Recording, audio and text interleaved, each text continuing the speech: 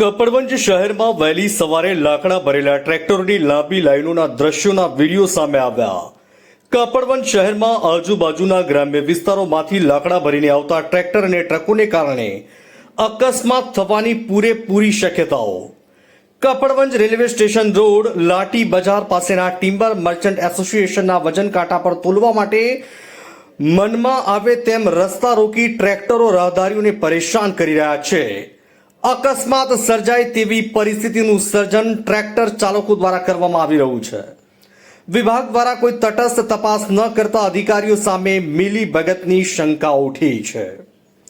દ્રશ્યોમાં જે ટ્રેક્ટરો આટલી મોટી સંખ્યામાં દેખાઈ રહ્યા છે, શું તેઓ ટ્રાફિકના નિયમનું પાલન કરે છે કે નહીં તે ચકાસવાની જવાબદારી કોની? નંબર પ્લેટ, રેડિયમ, વીમા અને ચાલકનું લાયસન્સ વગેરે કોણ તપાસશે?